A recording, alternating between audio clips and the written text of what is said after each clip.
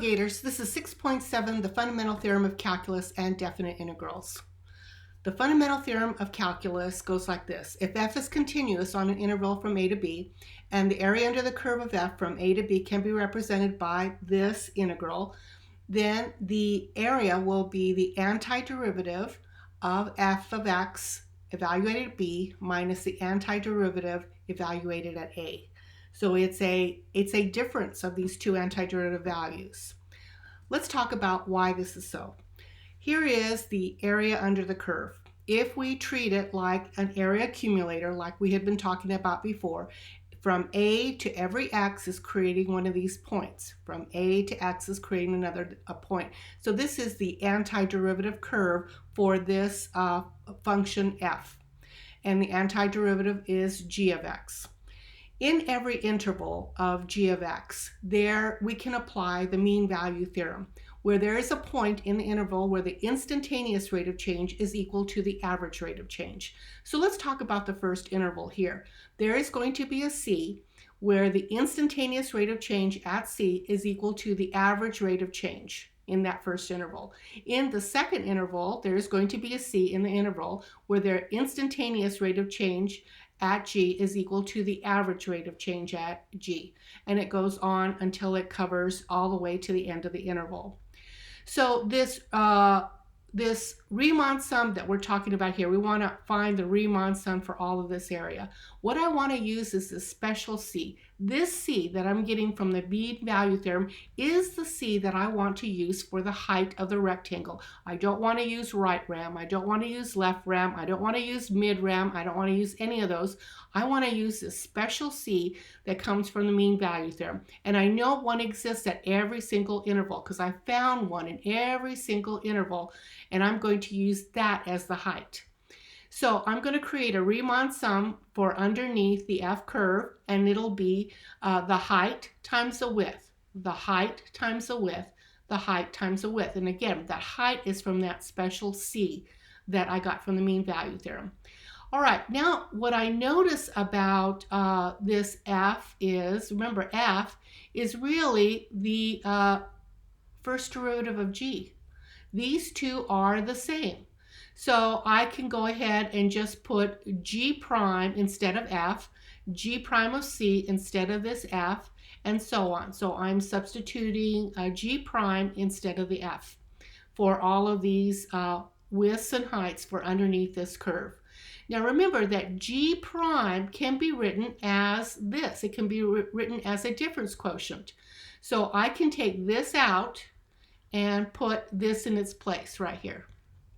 And when I do that, the delta x from here and the delta x from here will reduce, and I will just get this. And then I'm going to take this out, and I'm going to replace it with this. I'm going to put this into here, and the delta x's are going to reduce, and then I'm just going to be left with this. And I'm going to do it again. I'm going to take this out, and I'm going to put this difference quotient in its place. The delta x's will reduce, and I'm going to get this.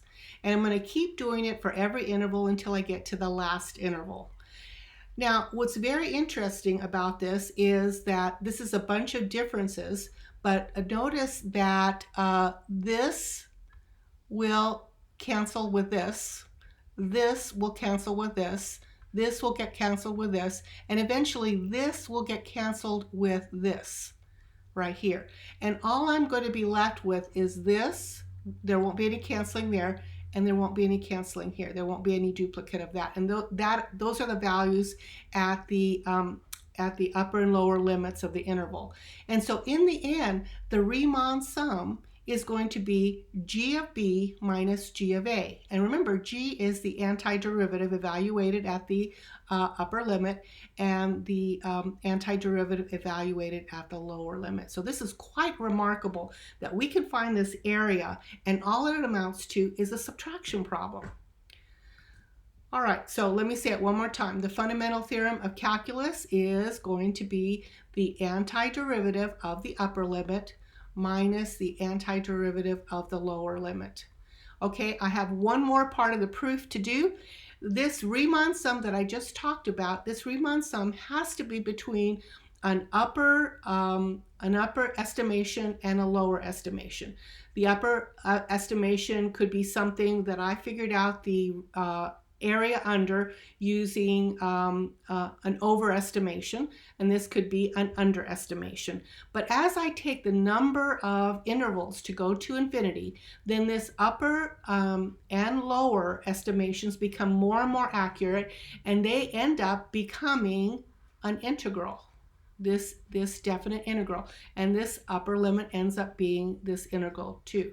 And now we have a value here that's squeezed in between two other values. So this is squeezed in between this integral and this integral.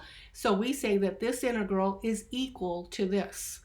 And this is the fundamental theorem of calculus. All right, let's go ahead and work a problem. So what we say here is we can now use this fundamental theorem of calculus to evaluate the area under the curve. What we want to do is figure out the antiderivative of this, and the antiderivative is 4x minus 3x squared. That is the antiderivative. Check your work by taking the derivative, and you want to evaluate it from this lower limit and this upper limit. This is how you want to evaluate it, and you want to put the upper limit inside here. So this is going to be 20, take away, and then this is 25, this is going to be 75, and then minus, and then you're going to put the negative 2 in here, which will be negative 8, and then you'll put the negative 2 in here, and that'll be minus 12, and then this answer will be negative 55 plus 20, and so the answer is negative 35. And we can check the answer by looking at the calculator, letting the calculator help us. And we can go to math and then go to 9, and then we can write negative 2, and then I wanted to put 5, and then I'm going to do 4 minus 6x, and then I evaluate the variable as x, and then I press enter, and I get my answer. I can do it this way, or I can go to the graph it, and then find the area that way. So there's a couple of ways you can do it. Okay, let's go ahead and do this next one. We want to find the antiderivative first, and that antiderivative will be x to the 3/2 power times 2/3.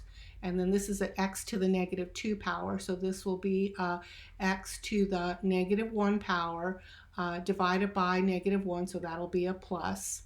And this is evaluated from 1 to 4. I always like to check my work and make sure I'm doing it okay. I'm going to take the derivative, and that'll be x to the 1/2, and then when I take the derivative, it'll be negative, and then x to the negative 2. All right, and then I'm going to want to substitute 4 into this. And so this will be 2/3, and then this will be 4 to the 3/2 power plus, and then 1/4, and then minus, and then I'm going to put a 1 in here, which is going to be 2/3 plus 1. All right, and then this will be 2/3 times 8 plus 1/4, and then this will be minus, this is going to be 5/3. And then this will be 16 thirds plus 1/4 minus 5/3. Get a bunch of common denominators. So this is going to be 64/12 plus 3/12 minus 20/12. And then the answer is 47/12. And you can check by using your calculator. On this particular one, we can pull out the 4 before I do any of my antiderivative business. I can just use some of the properties of definite integrals. And then I'm going to get 4, and my antiderivative is negative cosine of x evaluated from 0 to pi fourths. Remember, you have to evaluate the upper limit first. Negative cosine of pi fourths. Oh, this is a pi halves. I'm saying pi fourths, and it's pi halves. And then minus negative 4 cosine of 0. So this will be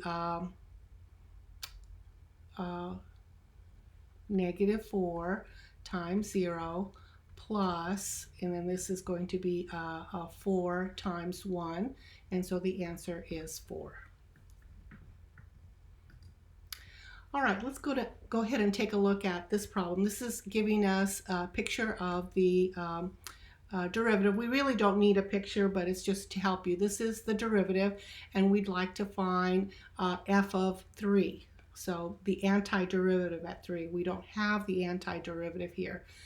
So we do know that the antiderivative is a whole family of antiderivatives here, and we know that every one of the family looks like this. So we know that at 1, we start off with negative 2. So f of 3 is going to start off at being negative 2. So we're starting off at 1 right here. And we know at negative 1, our value is negative 2. And what we want to do is we want to add the area between 1, add this area, and 3.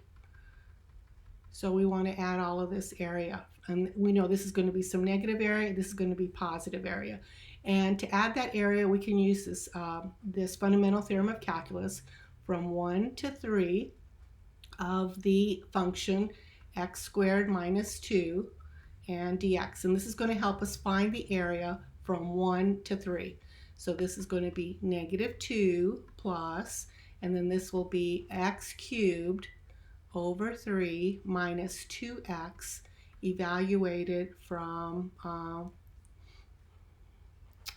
1 to 3. So this will be negative 2 and then plus, and then we'll have a 3 in here.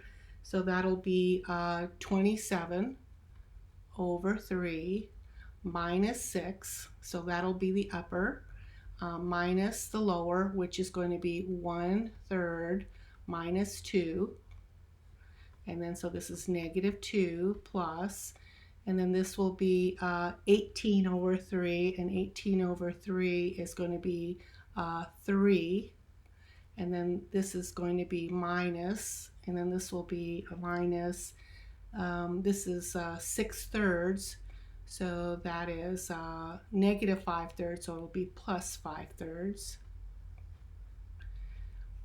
And so then this will be negative 2, and then common denominator here will be 9 plus 9, that's going to be 14/3. And then this will be negative 6/3 plus 14/3, which is going to be 8/3. So let's talk about the fundamental theorem of calculus. We have really two parts. The antiderivative part that says that accumulating area is an antiderivative, because when we take the derivative of this antiderivative, we get the function back. The second part of the fundamental theorem of calculus is the evaluation part. So if you want to evaluate a definite integral, all you have to do is find the antiderivative of the upper limit minus the antiderivative of the lower limit.